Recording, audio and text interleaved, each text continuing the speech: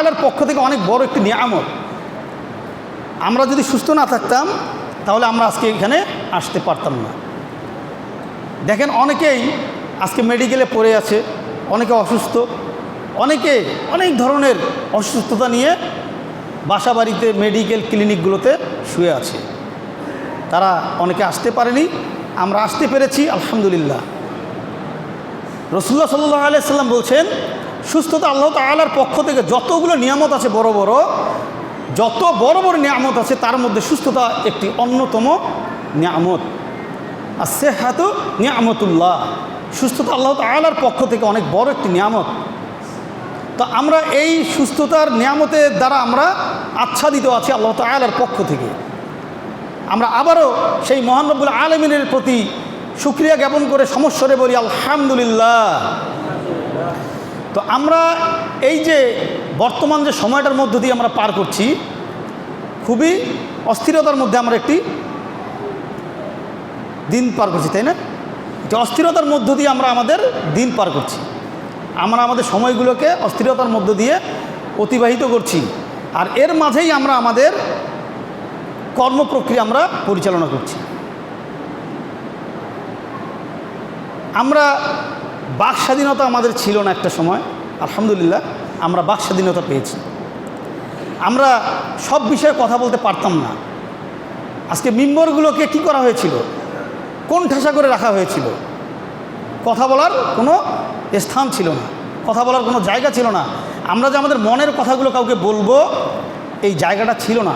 আলহামদুলিল্লাহ আল্লাহ তাআলা দিয়েছেন। যাক, আমাদের আলোচনার বিষয় সেদিকে নয়।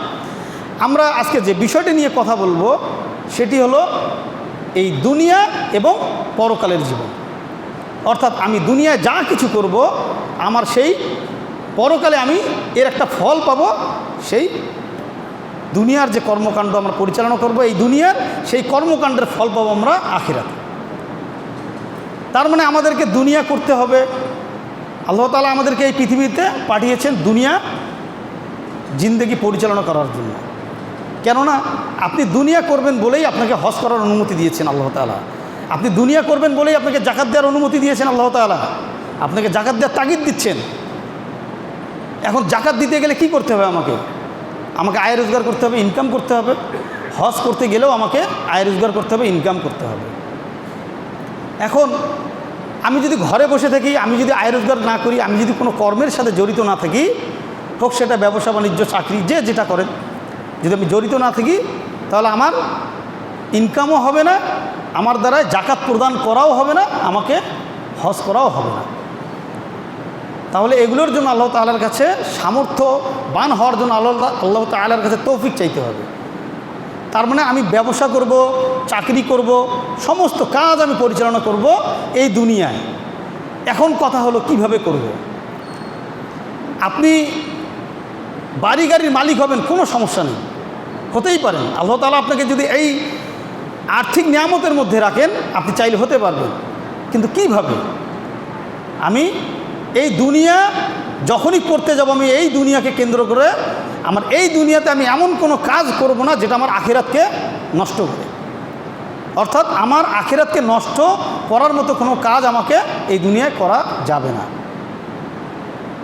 কেননা এই দুনিয়ার লোভ লালসা, দুনিয়ার জিন্দেগি, দুনিয়ার প্রতি মোহই আমাদেরকে আখিরাত ধ্বংস করে দেয়। রাসূলুল্লাহ সাল্লাল্লাহু আলাইহি ওয়াসাল্লাম বলছেন, হুব্বুদ দুনিয়া রা'সু কুল্লি খতিয়া। দুনিয়ার জীবন, এই লোভ লালসার জীবনের কারণে, এই লোভ লালসা, এই দুনিয়ার জীবন, এটি একটি ধোঁকার দুনিয়া। এই ধোঁকার দুনিয়া আমাদের আখিরাতকে ধ্বংস করে দেয়। আমরা অধিকাংশ মানুষ আমরা এই পৃথিবীতে এসে মনে করি ক্ষমতাধর হয়ে যাই, আমরা অনেক টাকা পয়সার যখন মালিক হয়ে যাই তখন আমাদের কোনো হুঁশ থাকে না। আমরা যে মারা যাব এই চিন্তাটাই আমাদের মধ্যে থাকে না। আমরা যে মারা যাব এই চিন্তাটাই আমাদের মধ্যে থাকে না।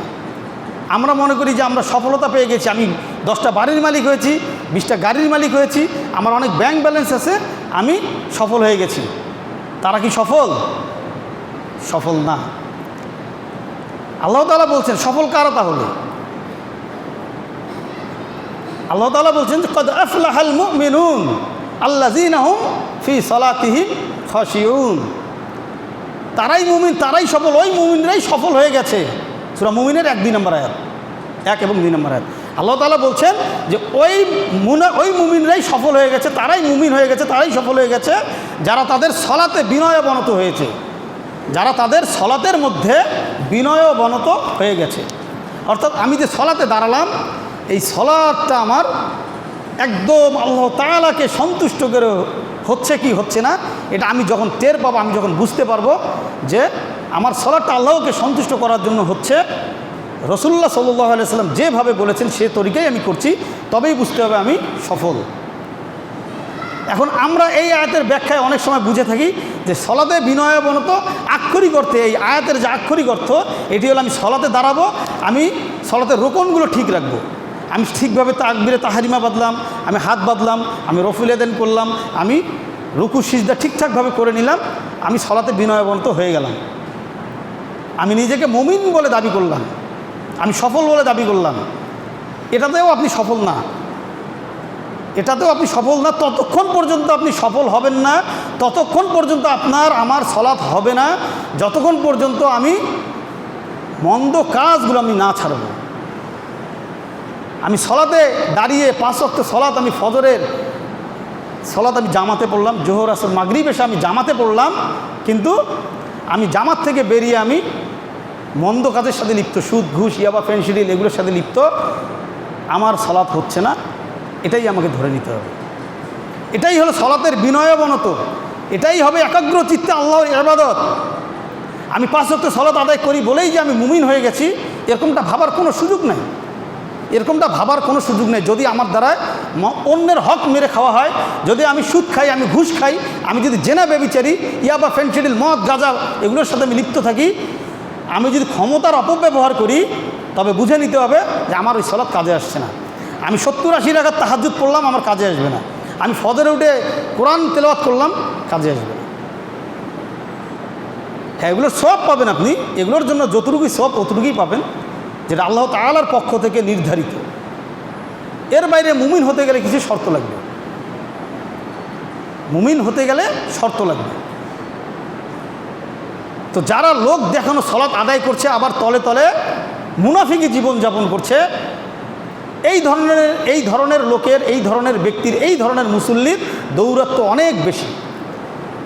আজকে সমাজে দেখেন মুনাফিকির যে চিত্র, এই চিত্রটি কতটা ভয়ঙ্কর, এই চিত্রগুলো কতটা ভয়ঙ্কর যে আমরা মুনাফিকি জীবনযাপন করছি। আমরা এমনভাবে মুনাফিকি জীবনযাপন করি যে আমরা এই দুনিয়ায় আমরা 5 ওয়াক্ত সালাত আদায় করছি, আবার মন্দ কাজগুলো করছি। এটাই সবচেয়ে বড় মুনাফিকের আলামত, এটাই মুনাফিকের সবচেয়ে বড় লক্ষণ। আল্লাহর সাথে মুনাফিকি করছি আমরা, কথায় কথায় মিথ্যা কথা বলছি, মুনাফিকের লক্ষণ। কথায় কথায় ওয়াদা ভঙ্গ করছি, মুনাফিকের লক্ষণ। কথায় কথায় আমরা আমানতের খেয়ানত করছি, মুনাফিকের লক্ষণ। রাসূলুল্লাহ সাল্লাল্লাহু আলাইহি সাল্লাম বলছেন মুনাফিকের লক্ষণ কয়টি? 3টি। মুনাফিকের আলামত 3টি। আয়াতুল মুনাফিকিন সালাসুন। মুনাফিকের আলামত 3টি। 1 নম্বর হলো ইজা হাদ্দাসা কাযাবা, যখন সে কথা বলবে তখন সে মিথ্যা কথা বলবে। 1 নম্বর ইজা হাদ্দাসা কাযাবা, যখন সে কথা বলবে তখন সে মিথ্যা কথা বলবে। তার মানে কথা বললেই সে মিথ্যা কথা বলবে, এটা মুনাফিকের 1 নম্বর লক্ষণ। যখনই কারোর মধ্যে দেখবেন যে এই এরকম আলখাল্লা পরা, দাড়ি আছে, সুন্নত, এই যে নবীর সুন্নত রেখেছে, এত বড় বড় চুল, আমার মতো বান্দা যদি কেউ সালাত আদায় করার পরেও যদি মিথ্যা কথা বলি আমি, আপনি আমাকে স্পষ্টভাবে বলে দেবেন আমি মুনাফিক, আমি মুনাফিক। আর অন্যকে মুনাফিক বলার আগে নিজেকে বলতে হবে যে আমি মুনাফিক কিনা। তাহলে আমাদের এই সমাজে দেখেন তো মিথ্যার যে আশ্রয়টা কতটা আমরা নিচ্ছি, প্রতারণার আশ্রয়টা আমরা সর্বদাই নিয়ে থাকি। আমরা সব সময় প্রতারণা করি মানুষের সাথে। আমরা সহজ সরল মানুষ, এই সহজ সরল জনগোষ্ঠীর উপরে আমাদের নেতাকর্মীরা আমাদের উপরে কী করে? জুলুম করে, আমাদেরকে চাপ দিয়ে আমাদের সাথে প্রতারণা করে, আমাদের সাথে এতটা জুলুম করে যে তাদের বিচার হবে না, তারা মনে করে ক্ষমতা পেয়ে গেছে, বিচার হবে না মনে করে। অথচ রাসূলুল্লাহ সাল্লাল্লাহু আলাইহি সাল্লাম বলছেন আয-যুলুমু যুলুমাতুন ইয়াউমাল কিয়ামা, জুলুমকারীর জুলুম কাল কিয়ামতের দিন অন্ধকার হয়ে ধরা দিবে। এখন আমি যদি কারো উপরে জুলুম করি, আমি এই দুনিয়াতেও এর শাস্তি পাবো, কাল কিয়ামতের দিন আখিরাতেও এর কিছুটা ছিটাফোঁটা পাবো। আমি পালিয়ে গেলে লাভ নাই, আমি সাধারণ জনগোষ্ঠীর কাছ থেকে পালিয়ে গেলাম, আমি দেশ থেকে দেশান্তর হয়ে গেলাম, কোনো লাভ হবে না। বুঝে নিতে হবে যদি আমার মৃত্যু এই এত অপরাধ করার পরেও যদি আমার মৃত্যু আল্লাহ না লিখে রাখেন, আমার যদি মৃত্যু না হয়, তাহলে আমাকে ধরে নিতে হবে আমি সামনে কোনো বড় দুর্ঘটনা দেখার অপেক্ষা আল্লাহ তাআলা আমাকে রেখে দিয়েছেন। আমাকে কোনো বড় অপমান অপদস্থ হওয়ার জন্য আল্লাহ তাআলা আমাকে এই পৃথিবীতে বাঁচিয়ে রেখেছেন, যদি আমি জুলুম করার পরেও আমার জীবনের অবসান না ঘটে। আপনি পালিয়ে কোথায় যাবেন? কত দূর যাবেন? এই পৃথিবীতেই তো আসেন, আপনি থাকতে হবে, আপনাকে লাভ নাই, কোনো লাভ নাই। এই দুনিয়ায় বেঁচে থেকে আপনাকে অনেক দুর্ভোগ দেখে যেতে হবে, আপনাকে দুর্ভোগ দেখে যেতে হবেই হবে ইনশাআল্লাহ। এত মানুষের সাথে আপনি অপরাধ করলেন, আপনি এই জেলা থেকে আরেক জেলায় পালিয়ে গেলেন, আপনি মনে করেছেন যে পার পেয়ে গেছেন, উপরে একজন বসে আছেন, তিনি সব কিছু দেখছেন, কেননা আপনি এই দুনিয়ায় কিছু রেখে যাচ্ছেন, আবার পরকালেও আপনি পাঠিয়েছেন দুর্ভোগ। সূরা ইনফিতারে আল্লাহ তাআলা বলছেন, আলিমাত নাফসুম মা কদ্দামাত ওয়া আখারাত, তুমি এই দুনিয়ায় কি রেখে যাচ্ছ আর পরকালে তুমি কি পাঠাচ্ছ। আমি নিজে চিন্তা করি আমি এই দুনিয়ায় কি রেখে যাচ্ছি। মানুষের হক মারা টাকা, মানুষের হক মারা সম্পদ, মানুষকে জুলুম করে মানুষের কাছ থেকে আত্মসাৎ করা টাকা পয়সা ধন দৌলত সম্পদ করে আমি আমার নামে লিখে রাখলাম, আমার নামে লিখে রেখে আমি এগুলো সম্পদ একদম দলিল করে রেখে গেলাম। আমার মৃত্যু হয়ে গেল, আমি ভাবলাম যে না, পরকালে আর কিছু হবে না। এই দুনিয়ায় আমার সন্তান যদি থেকে থাকে, আমার যদি ভাই বোনরা থেকে থাকে, এগুলো নিয়ে কারাকারি করবে। এমনকি আপনি আপনার জীবদ্দশায় দেখবেন এগুলো নিয়ে কারাকারি লেগে গেছে। এমন অনেক বড় বড় ক্ষমতাধর ব্যক্তিকেও দেখা গেছে তাদের সন্তানরা বাড়ি থেকে বের করে দিয়েছেন। ইতিহাস ঘাটেন, দেখেন। আমাদের এই জীবদ্দশায় আমরা দেখলাম অনেক বড় বড় নেতাদেরকে তাদের সন্তানরা বাড়ি থেকে বের করে দিয়েছেন, অথচ তারা রানিং ক্ষমতার মধ্যে আছে। যাই হোক, আমরা এই যে দুনিয়ায় যে কী রেখে যাচ্ছি আর কি পাঠাচ্ছি, আমি আমার আমলকে নিয়ে আমি যদি কাল কিয়ামতের দিন আল্লাহ তাআলার সামনে দাঁড়াই, আল্লাহ তাআলা আমাদের আমলনামাগুলোকে যখন এই সবার হাতে হাতে দিয়ে দিবেন, যে তার ডান হাতে আমলনামা পাবে সেই তো সফল, আর যে বাঁ হাত দিয়ে পাবে পিছন দিক থেকে সে কাঁদতে কাঁদতে জাহান্নামের দিকে চলে যাবে। মান উতিয়া কিতাবাহু ওয়ারাআ যাহরিহি, যে পিছন দিক থেকে তার আমলনামা বাঁ হাত দিয়ে পাবে, সে কি হবে? কাঁদতে কাঁদতে সে আল্লাহ তাআলার যে মৃত্যুকে আলিঙ্গন করবে, যে আল্লাহ আমাকে তুমি মৃত্যু দাও, আমাকে তুমি মৃত্যু দাও, কিন্তু মৃত্যু সেখানে আর স্পর্শ করবে না। এই জাহান্নামের একদম তপ্ত আগুনে আপনাকে আমাকে পুড়তে হবে যদি আমরা এই দুনিয়ায় পাপ করে যাই। তো আমরা আল্লাহ তাআলার কাজ করতে আমাদের খুব কষ্ট লাগে। আমরা যখন চিন্তা করি, কোনো কাজ করি যখন, তখন আল্লাহ তাআলা যে দেখছেন এটা আমরা চিন্তা করি না। আমি যখন একা থাকবো তখনই আমি কে, আমি সত্যিকারের মুমিন কিনা, আমি সত্যিকারের মুসলিম কিনা, তখনই আমি বুঝবো যে আমি যখন আমি একা থাকবো, আমি একা যে কাজগুলো করব চুপিসারে, সেটাই আল্লাহ তাআলা দেখবেন। তখনই আমি প্রতিটা খুতবায় একটা আয়াত তেলাওয়াত করা হয় না, ইয়া আইয়ুহান নাস ইয়া আইয়ুহাল্লাযিনা আমানুত্তাকুল্লাহা হাক্কা তুকাতিহি ওয়া লা তামুতুন্না ইল্লা ওয়া আনতুম মুসলিমুন। তোমরা ততক্ষণ পর্যন্ত মৃত্যুবরণ করো না যতক্ষণ না তোমরা একদম পরিপূর্ণ মুসলমান হওনি। আল্লাহকে ভয় করো যেভাবে ভয় করা দরকার, এবং ততক্ষণ পর্যন্ত তোমরা মৃত্যুবরণ করো না যতক্ষণ না তুমি একদম পরিপূর্ণ মুসলমান হওনি। এখন আল্লাহ তাআলা আমাদেরকে বলছেন যে ইয়া আইয়ুহাল ইনসানু মা গররাকা বিরব্বিকাল কারীম, হে মানব সকল, কিসে তোমাদেরকে গাফিল করে রেখেছে তোমাদের রবের নিকট থেকে।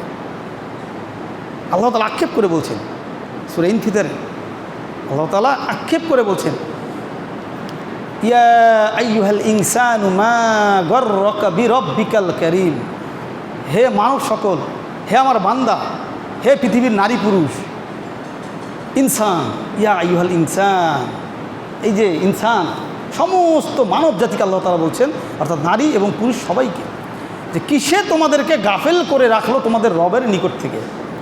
আমরা তো শুধু যুব সমাজকে গালিগালাজ করি না ভাই। যুব সমাজ ফ্রি ফায়ার খেলছে, মোবাইলে গেমিং করছে, মোবাইলে চ্যাটিং করছে, মোবাইলে অশ্লীল দৃশ্য দেখছে, পর্নোগ্রাফি দেখছে। আমরা মনে করি যে এগুলোই মনে হয় তাদেরকে গাফেল করে রেখেছে আল্লাহর ইবাদত থেকে। দেখেন, কিছুদিন আগে আমরা যুব সমাজদেরকে গালি দিতাম যে এই যুব সমাজ ধ্বংস ধ্বংস ধ্বংস, ধ্বংস। আমরাই বলতাম আমাদের মতো, আমরা মেম্বারদের আমরাই বলতাম যে এরা ফ্রি ফায়ার খেলছে, এরা এই সেই করছে, এরা ধ্বংস। অথচ দেখেন এই যুব সমাজ কিন্তু আজকে দেশটাকে স্বাধীন করলো জালিমের হাত থেকে। যুব সমাজেরই কিন্তু দেশটাকে মুক্ত করলো। আমরা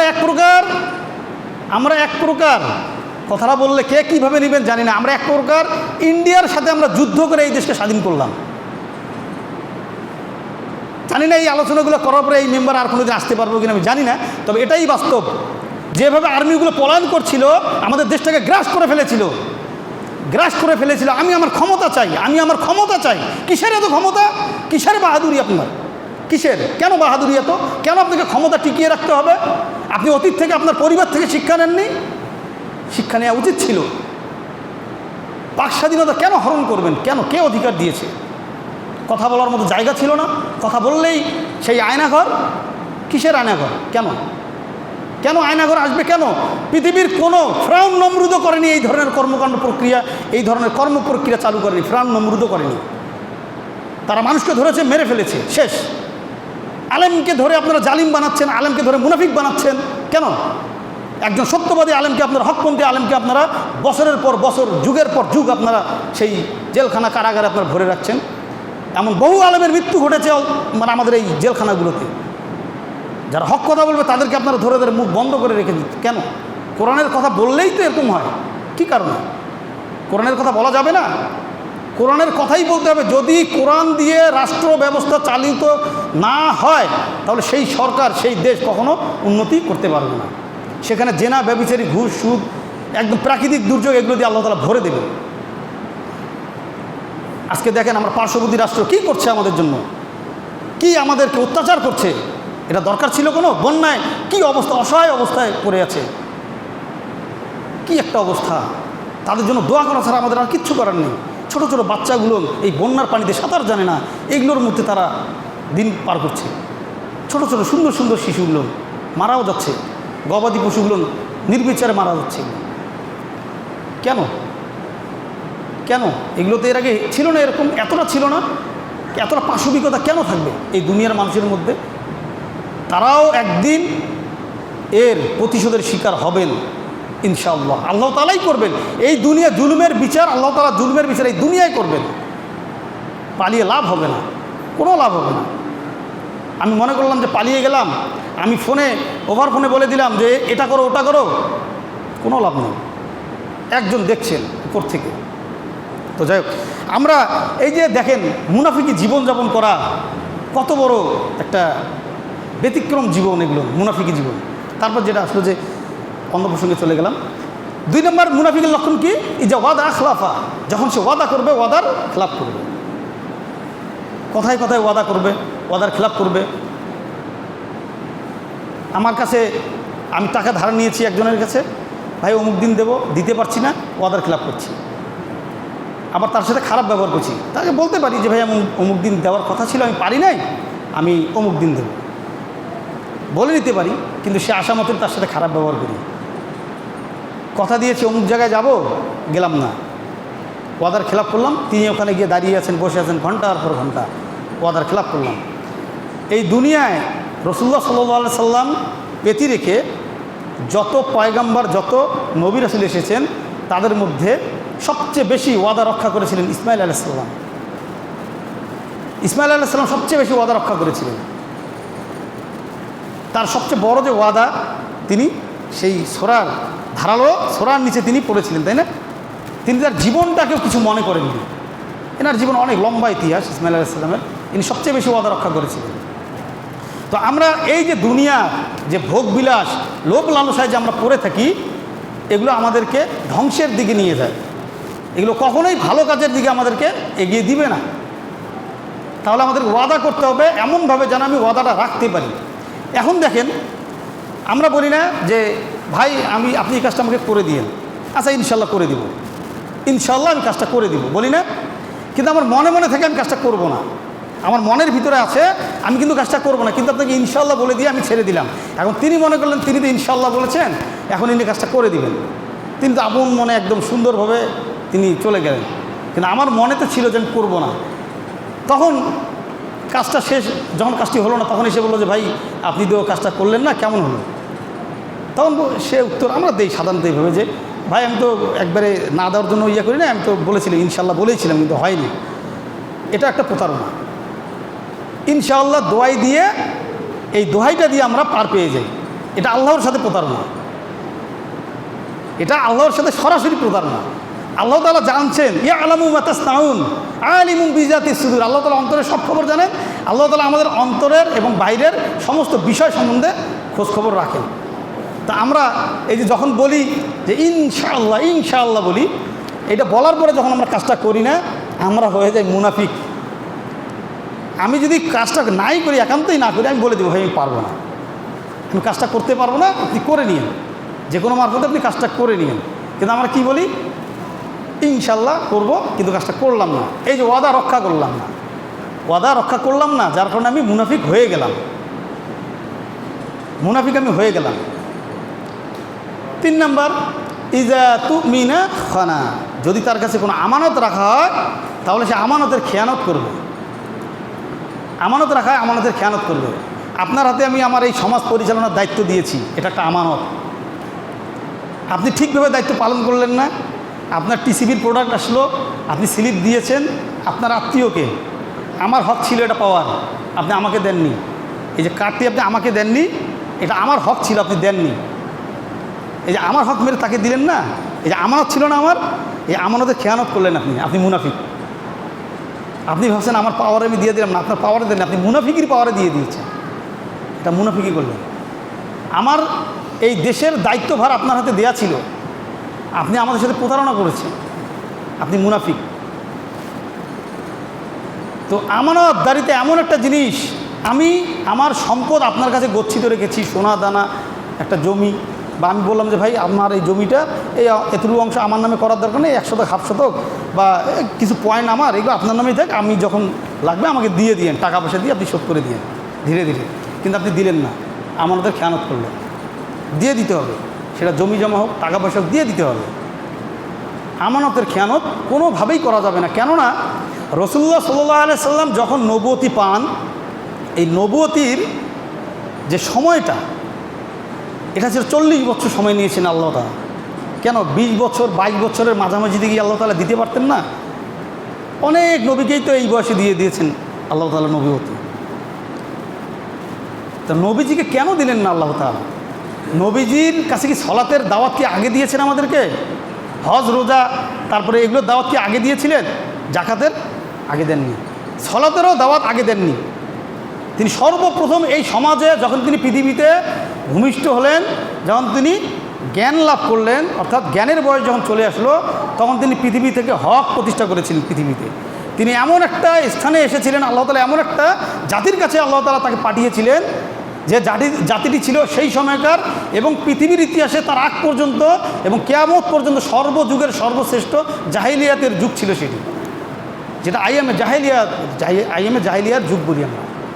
এই সময় নবীজিকে পাঠিয়ে আল্লাহ তাআলা সেই সময়টিকে, সেই যুগটিকে, সেই স্থানটিকে আল্লাহ তাআলা পৃথিবীর সর্বশ্রেষ্ঠ স্থান বানিয়ে দিয়েছেন। সুবহানাল্লাহ, আল্লাহ তাআলা কি না পারেন। তো সেই সমাজে নবীজি কি করেছিলেন?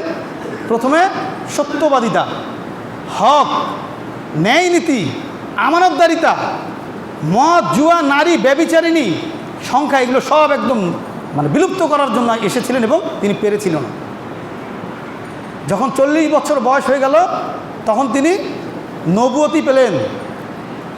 নবুয়তি পাওয়ার পরে কি করলেন? নবুয়তি পাওয়ার প্রথম বছরও সলাতের দাওয়াত দেননি। সলাতের দাওয়াত আসলো কখন? 2য় বছরে, রমজানের বিধান আসলো 3য় হিজরিতে। তো সলাত তো আদায় করতেই হবে, সলাতের কোনো মাপ নেই। সলাত হলো আপনার যা কিছু করেন, আপনি মদ খান, আপনি জুয়া খেলেন, আপনি ইয়াবা খান, আপনি ফেনসিডিল খান, আপনি জেনা করেন, আপনি সুদ খান, আপনি ঘুষ খান, আপনি আরও কী কী মন্দ কাজ আছে আপনি করেন, আপনি আমার হক মারেন, কিন্তু তারপর আপনাকে সলাত আদায় করতে হবে। সলাতের কোনো মাপ নেই। সলাত যদি আপনি বলেন যে না আমি এখন একটু আমার ঘুম পাচ্ছে, আমি ঘুমাবো, সলাতটা আমি পরের রক্তে আদায় করব, না, আপনি কাফের। আপনি কাফের, আমি যদি করি আমি কাফের। কেননা রাসূলুল্লাহ সাল্লাল্লাহু আলাইহি সাল্লাম বলছেন, বাইনাল আবদি ওয়া বাইনাশ শিরকি ওয়াল কুফরি তারিকুল তারিকুস সালাত। বান্দা কুফর এবং সালাতের বান্দা কুফর এবং শিরকের মাঝখানে যে পার্থক্যটি সেটি হলো সালাত। এটি হলো যারা সালাত আদায় করে না তাদের জন্য। আর এর চেয়ে একটি ভয়ঙ্কর হাদিস রাসূলুল্লাহ সাল্লাল্লাহু আলাইহি ওয়াসাল্লাম নিয়ে আসছেন, যে এর চেয়েও ভয়ঙ্কর হাদিস, যে যারা আমরা 5 ওয়াক্ত সালাত আদায় করি জামাতের সহিত, কথা এই হাদিসটি একটু একদম মনোযোগ দিয়ে শুনুন। এই হাদিসের গভীরতা অনেক ভিতরে। এটি শুধু বলার ক্ষেত্রে বলে গেলাম আর চলে গেলাম, আপনারা শুনলেন এটা। এই হাদিসটি অন্তত আজকের এই আলোচনার এই হাদিসটি আপনারা খুব মনোযোগ দিয়ে শুনবেন যারা আমরা 5 ওয়াক্ত সালাত আদায় করি তাদের জন্য। রাসূলুল্লাহ সাল্লাল্লাহু আলাইহি ওয়াসাল্লাম বলছেন যে ইচ্ছাকৃতভাবে 1 ওয়াক্ত সালাত ছেড়ে দিল, যে ইচ্ছাকৃতভাবে 1 ওয়াক্ত সালাত ছেড়ে দিল সে কাফের। মান তারাকা সালাতা মুতাআম্মিদান ফাকাদ কাফারা, যে ইচ্ছাকৃতভাবে 1 ওয়াক্ত সালাত আদায় করা ছেড়ে দিল সে কুফরি করল। এটা আমি বলছি না, রাসূলুল্লাহ সাল্লাল্লাহু আলাইহি ওয়াসাল্লাম বলছেন। যেদিন প্রথমে এই হাদিসটি পেলাম, সেদিন এত মনের ভিতরে এত ভয় লাগলো যে 5 ওয়াক্ত সালাত এত কষ্ট করে আদায় করার পরেও যদি 1 ওয়াক্ত সালাত আমার ইচ্ছাকৃতভাবে মিস যায়, তাহলে কি আমি কুফরি করলাম? তার মানে আমি স্থায়ী কাফের না, আমাকে পরের রক্তে যেতে হলে আমাকে শাহাদা বাক্য পাঠ করতে হবে। এটা ফকিহগণ আলেম ওলামাগণ বলছেন। তো যাই হোক, আমাদেরকে সালাত কোনোভাবেই মিস দেওয়া যাবে না। আপনার গোসল ফরজ হয়েছে, গোসল করার স্থান নাই, গোসল করতে গেলে আপনার ওয়াক্ত মিস হয়ে যাবে, কাজা হয়ে যাবে, ওই অবস্থায় আপনার জন্য তায়াম্মুম করে সালাত, ওই অবস্থায় আপনার জন্য তায়াম্মুম করে সালাত, তখন আপনার জন্য গোসল জায়েজ না, তখন আপনার সালাতটা আগে। সূরা মাইদা 6 নম্বর আয়াতে এটা বলা আছে। তো যাই হোক, আমরা এই যে আমানতের যে খেয়ানত, এগুলো আমাদের কাছে আমানত। সালাত আমাদের কাছে আমানত, হক কথা, সত্য কথা, ন্যায় প্রতিষ্ঠা করে এগুলো আমাদের কাছে আমানত। এগুলো আমানতদারিতে আমাদের রাখতে হবে। আল্লাহ তাআলা আমানতের ব্যাপারে সূরা মুলকের 23 নম্বর আয়াতে বলছেন আমানতদারিতা। কুল হুয়াল্লাযী আনসাকুম ওয়া জাআলা লাকুমুস সামআ ওয়াল আফইদাতা ওয়াল আবসারা ওয়াল আফইদাতা কলিলাম মা তাশকুরুন। আমি তোমাদেরকে 3টি জিনিস দিয়েছি, 3টি বিষয়ের উপরে আমি ধারণা দিয়েছি, এবং 3টি বিষয় তোমাদের, 3টি জিনিস তোমাদের অঙ্গ প্রত্যঙ্গের মধ্যে দিয়ে দিয়েছি। অর্থাৎ এই 3টি জিনিস তোমাদের কাছে আমানত। আমি তোমাদেরকে হাত দিয়েছি, আমি তোমাদেরকে চোখ দিয়েছি, 2টি কান দিয়েছি এবং আকল দিয়েছি, ব্রেন, মস্তিষ্ক। এখন এই যে 3টি জিনিসের আমানতের খেয়ানত আমরা করি না, আমরা এগুলোর সঠিক ব্যবহার করি, এটা আমরা নিজেরাই নিজেকে প্রশ্ন করি। যদি আমরা এর খেয়ানত করি, তাহলে ওই যে আল্লাহ তাআলা বলছেন সূরা ইনফিতারে, আলিমাত নাফসুম মা কদ্দামাত ওয়া আখখারাত, আমি এই দুনিয়ায় কী রেখে যাচ্ছি আর পরকালে কি পাঠাচ্ছি। তারপর এই সূরাতেই এর আগের আয়াতে আল্লাহ তাআলা বলছেন, ইয়া আইয়ুহাল ইনসানু মা গররাকা বিরব্বিকাল কারীম, হে মানব সকল কিসে তোমাদেরকে গাফেল করে রাখলো? এই আপনার চোখ আপনাকে গাফেল করে রাখবে, এই আপনার কান আপনাকে গাফেল করে রাখবে। আপনি পা দিয়ে অশ্লীল জায়গায় যাবেন, মন্দ জায়গায় যাবেন, নাটক সিনেমা দেখবেন, আপনি মন্দ মন্দ লোকের সাথে আপনি সম্পর্ক করবেন, বন্ধুত্ব করবেন, আপনি এগুলোই আপনাকে গাফেল করে রাখবে। আমি যার সাথে বন্ধুত্ব করব তার সাথেই আমার হাসর নাসর হবে। মান তাশাব্বাহা বিকওমিন ফাহুয়া মিনহুম, আবু দাউদ শরীফের 4031 নম্বর হাদিস। যে যার সাদৃশ্য অনুসরণ করবে তার সাথেই তার হাসর নাসর হবে, হতেই হবে। এখন আপনি যদি নেতার সাদৃশ্য অনুসরণ করেন, নেতার সাথে হাসর নাসর হবে। যদি আপনি মন্ত্রীর সাথে করেন, মন্ত্রীর সাথেই হবে। যদি আপনি গায়ক গায়িকার সাথে করেন, গায়ক গায়িকার সাথেই হবে। যদি আপনি মেসি, নেইমার, তারপর আরও যারা যারা আছে, রক, তারপর কি জন সিনা, এদের সাথে করেন, এদের সাথে হাসর নাসর হবে। আর যদি বলেন যে আমি রাসূলুল্লাহ সাল্লাল্লাহু আলাইহি সাল্লামের দেখানো মত এবং পথকে অনুসরণ করে চলবো, কাল কিয়ামতের দিন সেই রাসূলুল্লাহ সাল্লাল্লাহু আলাইহি সাল্লাম আমাদেরকে নিয়ে জান্নাতের দিকে চলে যাবেন। সুবহানাল্লাহ। তো আমরা আমানতের খেয়ানত করছি না আমানত রক্ষা করছি, আমরা আমানতদার কিনা নাকি আমানতের খেয়ানতকারী, এগুলো আমাদেরকে বুঝে চলতে হবে। যদি আমরা না বুঝি তাহলে আমরা ধরা খেয়ে বসে থাকব। তো এখন এই যে দুনিয়ায় যখন আমরা মন্দ কাজগুলো করি বা ভালো কাজগুলো করি, যখন একটু ভালো কাজ করি তখন আমরা সফল মনে করি। সফলতা অন্য জিনিস। সফলতা আপনার গাড়ি বাড়ি, ধন দৌলত, টাকা পয়সা, আপনার সন্তান বিশেষ ক্যাডার, আপনার সন্তান ভালো ছাত্র, এগুলোর মধ্যে না, এগুলোর মধ্যে না। যদি আমি নিজেকে মুসলমান দাবি করি, আমার সন্তানকে আমি মাদ্রাসার শিক্ষায় শিক্ষিত করব এবং মাদ্রাসা বেস আমি তাকে বড় করব। এখন এই কথা বললে হয়তো বলতে পারেন যে আমরা কি তাহলে শুধু কোরআনের হাফেজ বানাবো? না, কোরআনের হাফেজই বানাইতে হবে বিষয়টা এমন না, সারা জীবন মাদ্রাসাই পড়াইতে হবে বিষয়টা এমন না। আপনার সন্তানকে অন্তত ফাউন্ডেশনটা যেই যে মানে তার ভিত্তিটা যেটা হবে সেটা আপনি ইসলাম দিয়ে করেন। দেখবেন কোনো সময় যদি সে বিপদগামী হয়, সে যদি ট্র্যাক থেকে বেরিয়ে বিচ্যুতি ঘটে যদি সে ভুল ট্র্যাকে চলে যায়, তাহলে সে আবার কাম ব্যাক করবে, ওভারকাম করে সে আবার ফিরে আসতে পারবে। আপনি দেখেন এটা হবে, কিন্তু সন্তানকে ধর্মীয় শিক্ষায়, ইসলামিক শিক্ষায় শিক্ষিত করতে হবে। আপনি দেন 2, 3, 5 পর্যন্ত দেন, তারপরে যদি মনে হয় যে না আমি তাকে আলেম বানাবো, আলেম থেকেও ডাক্তার, ইঞ্জিনিয়ার, ব্যারিস্টার হওয়ার সুযোগ আছে। এখন তো সব সমান করে দিয়েছে। দেন মাদ্রাসার শিক্ষাটাকে দেন, তাহলে আপনার দুনিয়াও ঠিক থাকবে, আখিরাতও ঠিক থাকবে। আর আমার দুনিয়ার এমন কোনো কর্মকাণ্ড আমি পরিচালনা করব না, আমার দুনিয়াকে আমি এমনভাবে সাজাবো না যেটা আমার আখিরাতকে নষ্ট করে, যেটা আমার আখিরাতকে নষ্ট করে, এমনভাবে আমি আমার দিন পার করব না, আমার দুনিয়াকে আমি করব না। আমার দুনিয়াও করা যাবে, আখিরাতও করা যাবে, কিন্তু আমার দুনিয়াটা করতে হবে কি আল্লাহ তাআলার সন্তুষ্টির উদ্দেশ্যে। কেননা রাসূলুল্লাহ সাল্লাল্লাহু আলাইহি সাল্লাম বলছেন, আর দুনিয়া সিজনুল মুমিন ওয়া জান্নাতুল কাফির। দুনিয়াটা মুমিনের জন্য জেলখানা, আর কাফিরদের জন্য জান্নাত। কাফিরদের জন্য কি জান্নাত।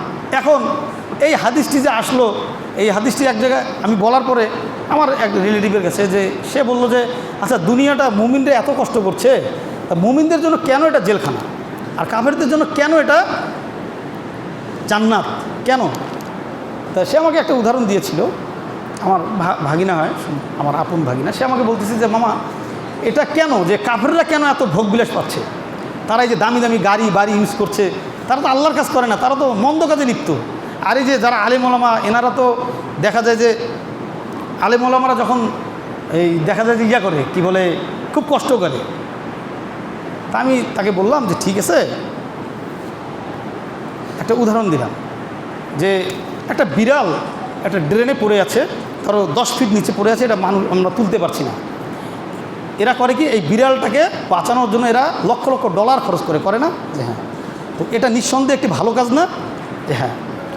তো এই ভালো কাজের বদলাটা সে জান্নাতে পাবে না, সে জান্নাতে যাবেও না, কিয়ামতের দিন পাবেও না। তাহলে এর যে বদলা, এই ভালো কাজটার জন্য আল্লাহ তো প্রত্যেকটা ভালো কাজের প্রতিদান তাকে দিবেন।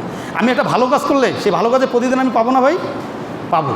তো এই প্রতিদানটা সে কোথায় পাবে? সে তো জান্নাত পাবে না, কারণ তারা স্থায়ী কাফের, তারা স্থায়ী জাহান্নামী। তাহলে এই বদলাটা সে কোথায় পাবে? এই বদলাটা সে দুনিয়া পাবে। ওই যে একটি গাড়ির মধ্যে পাবে, তাকে ভোগ বিলাস দিবেন, একটি বাড়ির মধ্যে পাবে, সে একটা বড় ব্যবসায়ী হবে, সে ভালো কিছু করবে, এই দুনিয়ায় লোক দেখানো ভালো কিছু করবে, তার দুনিয়ায় আরাম আয়েশ আনন্দ করে সে শেষ। তারপর যখন মারা যাবে, তার জন্য কিয়ামত শুরু হয়ে গেল, সে জাহান্নামের দিকে চলে যাবে, হিসাবের দিন সে জাহান্নামের দিকে চলে যাবে। আর মুমিনরা এই যে কষ্ট করে, এর কিছুটা দুনিয়ায় পাবে ভালো, এবং আখিরাতে অনন্তকালের ভালো পেয়ে যাবে, যদি সে মুমিন হয়। তো তখন যখন তাকে আমি এই কথাটা বললাম, সে চিন্তা করলো যে না, কথাটা লজিক আছে। তো দুনিয়ায় এই কাফেরদের জন্য কেন জেলখানা, মুমিনদের জন্য জেলখানা, যে এখানে আল্লাহ তাআলা আমাদেরকে পরীক্ষা করার জন্য পাঠিয়েছেন। আমি ওজনে কম দিলাম কিনা, আমি ব্যবসা করি, আমি কাপড় ঢাকা থেকে নিয়ে আসলাম, আমি এটা চায়না বললাম কিনা, ইন্ডিয়া বললাম কিনা, আমি সত্যবাদীদের সাথে ব্যবসা করলাম কিনা, আমি ওজনে বেশি দিলাম না কম দিলাম, নেওয়ার সময় তো বেশি নেই, দেওয়ার সময় কম দিই। এটা আমাদের অনেকেরই টেন্ডেন্সি, এখন কমে গেছে ডিজিটাল মেশিন আসার পরে। তারপরে এই যে দুনিয়ায় আমি কি করি, এই মন্দ জিনিসগুলো, আমরা মন্দ কিছুর ব্যবসা করি, আমরা করি না? তাহলে আমি তো দুনিয়াতে ভোগবিলাস পাবো। সুদের কারবার করলে সে বাড়ি গাড়ি সব কিছু পাবে, কিন্তু যখন আল্লাহ টান দিবেন, এক টানে সব ফেলে দেবেন, এক টানে ওকে এমন হ্যাঁচকা মারবেন, এক হ্যাঁচকাতে সব শেষ। যখন সুদের কারবারি করে, দেখেন না, চোখ দিয়ে দেখা যায় সে অনেক কিছু করছে, কিন্তু যখন আল্লাহ টান দেন, একবারে শেষ হয়ে যায়। যারা সুদের কারবার করে তারা ভিখারির মতো জীবনযাপন করবে এক সময়, যদি তারা নাও করে তাদের সন্তান সন্ততি করবে। ইতিহাস ঘেটে দেখেন, এটাই হয়েছে। তাদের সম্পদ নিয়ে কারাগারি মারামারি লেগে যায়, যার অবৈধ সম্পদ সেই সম্পদ নিয়ে কারাগারি মারামারি লেগে যায়। কিন্তু যে হকভাবে সম্পদ অর্জন করে, তিনি নিজেও ভোগ করেন সুন্দরভাবে, হকের সহিত, যতটুকুই থাকেন অতটুকু হকের সহিত করেন, আর যেটা বাকিটা থেকে যায় সেটাও তাদের সন্তান সন্ততি বংশীয় পরম্পরায় তারা সুন্দরভাবে এটা হক আদায় করে যান। তো যাক, আমরা দুনিয়াকে এমনভাবে সাজাবো না যেটা আমাদের আখেরাতকে নষ্ট করে। এখন আমাদের যে আখেরাতকে সুন্দর করার জন্য আমাদেরকে সালাত আদায় করতে হবে, 5 ওয়াক্ত সালাত পরিপূর্ণভাবে সালাত আদায় করতে হবে। যখনই আমি পরিপূর্ণভাবে 5 ওয়াক্ত সালাত আদায় করব, আমার দ্বারা সুদ খাওয়া হবে না, আমার দ্বারা ঘুষ খাওয়া হবে না, আমার দ্বারা জেনা করা হবে না, আমার দ্বারা ব্যভিচারী করা হবে না, আমার দ্বারা অন্যায় করা হবে না, আমি কোনো মন্দ জিনিসের দিকে ধাবিত হব না। কেননা ওই যে প্রথমে বললাম যে আল্লাযিনা হুম ফি সলাতিহিম খাশিউন, যারা সলাতে বিনয়বনত, এরা কি? এরাই হলো মুমিন। কদ আফলাহাল মুমিনুন। 1 নম্বর আয়াতে আল্লাহ তাআলা বলছেন সূরা মুমিনুন যে কদ আফলাহাল মুমিনুন, যে ওরাই মুমিন, ওরাই সফল হয়ে গেছে। আল্লাযিনা হুম ফি সলাতিহিম খাশিউন, যারা সলাতে বিনয়বনত। আমি সলাত আদায় করবো এমনভাবে যেন আমার সলাটটি কী হয় না হয়, নষ্ট হয়ে না যায়। আল্লাহ তাআলা রুজ্জুকে ধরে আমার সলাটটি যেন আদায় করতে পারি আমি, যেভাবে রাসূলুল্লাহ সাল্লাল্লাহু আলাইহি সাল্লাম বলেছেন, যেভাবে রাসূলুল্লাহ সাল্লাল্লাহু আলাইহি সাল্লাম বলেছেন সেভাবে আমাকে সলাত আদায় করতে হবে। সল্লু কামা রাআইতুমুনি উসাল্লি, যে তোমরা আমাকে যেভাবে সলাত আদায় করতে দেখেছো সেভাবে তোমরা সলাত আদায় করো, তোমরা তোমাদের মন গড়া সলাত আদায় করো না। তো এই সলাতের ব্যাপারে একটু কথা বলি। আমরা যেমন আমাদের দুনিয়াকে করবো, আখিরাতকে ধ্বংস না করে আমরা দুনিয়া থেকে যা পাঠাবো ভাই সেটাই কিন্তু আমরা আখিরাতে পাবো। আমরা মনে করবো যে দুনিয়ায় একটু পাপ করলাম, বান্দার হক মেরে খেলাম, ক্ষমা চেয়ে নিলাম আল্লাহর কাছে, হবে না। যে আমি আল্লাহ তাআলার কাছে ক্ষমা চাইলাম, আমি এক ভাইয়ের হক মারলাম, আল্লাহকে বললাম আল্লাহ আমি তো অমুক দিন ওনার হক মেরেছিলাম, আমাকে ক্ষমা করে দাও। আল্লাহ হক ক্ষমা করবেন না। বান্দার হক মনে রাখবেন, বান্দার হক কোনোদিন আল্লাহ ক্ষমা করবেন না, এটা আল্লাহ তাআলার এখতিয়ারে আল্লাহ তাআলা রাখেননি। আপনি শিরক করেছেন, শিরকের গুনাহ মাফ হবে না যতক্ষণ আপনি ক্ষমা চাবেন। ক্ষমা চাওয়ার জন্য আল্লাহ তাআলা দরজা খুলে দিয়েছেন। ইয়া আইয়ুহাল্লাযিনা আমানু তুবু ইলাল্লাহি তওবাতুন নাসুহা, তোমরা তওবাতুন নাসুহা, তোমরা আমার কাছে তওবা করো, যেভাবে তওবা করলে আমি খুশি হব। অর্থাৎ আল্লাহ তাআলার কাছে তওবা করতে হবে কীভাবে? ভীত সন্তুষ্ট হয়ে একাগ্র চিত্তে, এই পাপ আমি জীবনে করব না, এই শিরক আমি জীবনে করব না, আল্লাহ তুমি আমাকে ক্ষমা করো, আমি ভুল করেছি, আমি লজ্জিত, আমি অনুতপ্ত। আশা রব্বুকুম আইয়ুকাফির, আশা করা যায় আল্লাহ ক্ষমা করে দিবেন, আশা করা যায়। কিন্তু বান্দার হক আল্লাহ ক্ষমা করবেন না, এই বান্দার কাছেই ক্ষমা চাইতে হবে। আর যদি ওই বান্দা মারা যায় তাহলে আমার কাম শেষ। ওই জাহান্নামে যখন যাব, বিচার দিবসের দিন যেদিন যাব, আমি জান্নাতে যাওয়ার সময় আমার দরজায় দাঁড়িয়ে থাকবেন তিনি, আপনি কোথায় যান, আমার হকটা দিয়ে তারপরে যান। আমি একদম জান্নাতের দোরগোড়া থেকে যখন ফিরে আসব, তখন আমার পাপগুলো দিয়ে দিব। আমার প্রথমে আমার সবগুলো দিতে হবে তাকে, আমার পুণ্যগুলো দিতে হবে। পুণ্য শেষ, এখন তার পাপগুলো আমাকে নিতে হবে। আমি জান্নাত পাবো এই আশা করা যাবে না, এত সহজ না জান্নাত। আমি জান্নাতের সার্টিফিকেট পাওয়ার পর যখন যাব, ওই মুহূর্তে ওই হকদার ব্যক্তি আমাকে আটকিয়ে দেবেন। তখন তিনি পাহাড় মুফলিস, রাসূলুল্লাহ সাল্লাল্লাহু আলাইহি ওয়াসাল্লাম সাহাবীদেরকে বলতেছেন যে মুফলিস কারা জানো? তখন বলতেছেন যে সাহাবীরা বলতেছেন যাদের বাড়ি নেই, গাড়ি নেই, টাকা পয়সা নেই, যারা দরিদ্র। বলছে না, কাল কিয়ামতের দিন যারা পাহাড় সমান অঢেল সব নিয়ে যাবে, পুণ্য নিয়ে যাবে, মানে সবের কোনো শেষ নেই, তার কোনো পাপ নেই, এগুলো নিয়ে যাবে, কিন্তু তাদের একটি সবও কাজে আসবে না। তারা বান্দার হক মেরেছে, গীবত করেছে, বান্দার অপবাদ দিয়েছে বান্দার নামে। এই যে বান্দার কথা বলাটা একটা হক। আমি শুধু টাকা পয়সা, ধন দৌলত এগুলো মেরে খেলাম, এটি শুধু হক না। আপনার সাথে আমি যে আসছি, আমার সাথে আপনার ভালো ব্যবহার করতে হবে, আপনার সাথে আমাকে ভালো ব্যবহার করতে হবে, উভয়কেই। এটা হক ছিল উভয়ের। কিন্তু আমি আপনার সাথে মন্দ আচরণ করলাম, আপনার হক ছিল আমার কাছে ভালো আচরণ করার, কিন্তু এটা আমি করলাম না। এইভাবে যদি চিন্তা করা যায় যে কথাও বান্দার হক, যদি এই চিন্তাটা করা যায়, তাহলে একদম গভীরভাবে চিন্তা করেন, আপনি পাগল হয়ে যাবেন। আপনি পাগল হওয়ার আর কোনো উপায় থাকবে না। কত বান্দার সাথে আমি খারাপ ব্যবহার করেছি চলতি পথে, যার সাথে আর জীবনে আমার দেখা হবে না। জানি না আল্লাহ তাআলা এই পাপগুলো আমার কালকে আমাদের দিন এত সব নিয়ে গেলে কী করবেন আল্লাহ তাআলা। ওই জন্য যখন আপনাকে কোনো বান্দা কষ্ট দিবে, গালি দিবে, আপনি এটা হাসি মুখে গ্রহণ করবেন, আলহামদুলিল্লাহ। আপনাকে গালি দিয়েছে, আলহামদুলিল্লাহ। মারছে, আলহামদুলিল্লাহ। আপনার হক নষ্ট করছে কথা দিয়ে, আলহামদুলিল্লাহ। আপনার বিরুদ্ধে গীবত করছে, আলহামদুলিল্লাহ। আপনার নামে অপবাদ দিয়েছে, আলহামদুলিল্লাহ। আলহামদুলিল্লাহ বলবেন, খুশি হবেন, তাকে মানে কোনো রাগ হবেন না, কিচ্ছু করবেন না, শুনেছেন আলহামদুলিল্লাহ। কারণ আপনি কোনো বান্দার সাথে এই পাপগুলো করলে এগুলো মুছে গেছে, তার পাপগুলো আপনার এই পাপগুলো সে নিয়ে নেবে। তো আমাদেরকে এই বিষয়গুলো চিন্তা করতে হবে। তো যাক, আমি সলাতের ব্যাপারে একটা মেসেজ দিব আপনাদেরকে, সময় শেষ, আর 1-2 মিনিটের মধ্যে শেষ করব।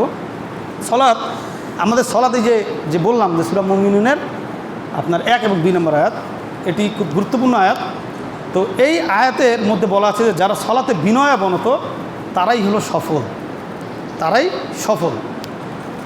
তো কখন আমি সফল হব? সলাতের মধ্যে 3টি কাজ করা যাবে, যে 3টি কাজ আমরা সব ধরনের মুসল্লিরাই সাধারণত করে থাকি।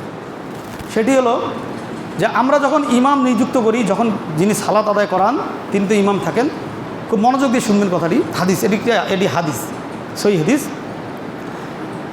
ইমামের সাথে সাথে কোনো কাজ করা যাবে না। অর্থাৎ আমি যে সালাত আদায় করছি, আল্লাহু আকবার বললাম, ইমাম যে বলল যে আল্লাহু আকবার, ইমাম রুকুতে যায়নি, তার আগে আপনি তার মানে ইমাম যে রুকুতে যাচ্ছে ইমামের সাথে সাথে যাচ্ছে, এই কাজটা করা যাবে না। 2 নম্বর, ইমামের আগে আগে করা যাবে না। ইমাম আল্লাহু আকবার সামি আল্লাহু লিমান হামিদা বলে দাঁড়ালেন, এখন ইমাম মানে প্রস্তুতি নিচ্ছেন যে রুকুতে যাবেন, আমিও তখনও আল্লাহু আকবার বলেননি, তখনও সিজদার জন্য প্রস্তুতি নিচ্ছেন কিন্তু আল্লাহু আকবার বলেননি। ইমাম যখন হেলছেন আমিও তখন হেলে গেলাম, এই কাজটা করা যায়, এটা ইমামের আগে আগে করা হয়ে যায়। অর্থাৎ ইমামের আগে আগে করা যাবে না, ইমামের সাথে সাথে করা যাবে না। 3 নম্বরটা হলো ইমামের পরপরই করতে হবে। ইমাম আল্লাহু আকবার বলেছেন, আমিও আল্লাহু আকবার বলবো, ইমাম সিজদা চলে গেছেন, তারপরে আমি সিজদায় যাব। ইমাম সিজদা থেকে উঠছেন, আল্লাহু আকবার এই যে বললেন, তারপরে আমি উঠব, আবার আল্লাহু আকবার বলে সিজদায় গেলেন, তারপরে আমি সিজদা, ইমাম সিজদা যাওয়ার পরপরে আমি সিজদায় যাব।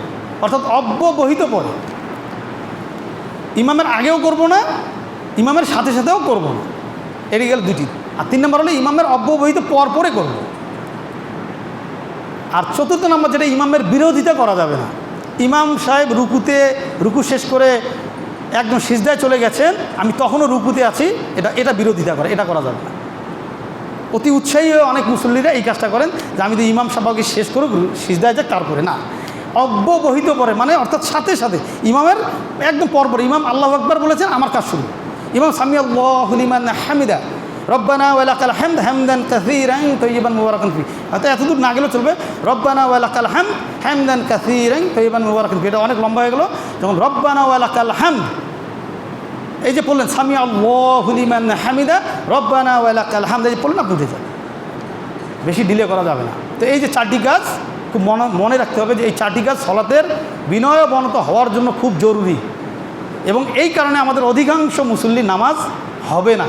যাক, এতদিন হয়নি বিষয়টা এমন বলা যাবে না, আজকে মেসেজটা পৌঁছে গেল, ইনশাল্লাহ আজকে থেকে আমরা চেষ্টা করব। বিগত দিনেরটা আল্লাহ তাআলা ক্ষমা করে দিবেন ইনশাল্লাহ, আশা করা যায়। আল্লাহ তাআলা আমাদের সবাইকে যা শুনলাম এবং যা বললাম, বক্তা এবং শ্রোতা উভয়কে আমল করার তৌফিক দান করুন। আমরা সবাই বলি আল্লাহুম্মা আমিন।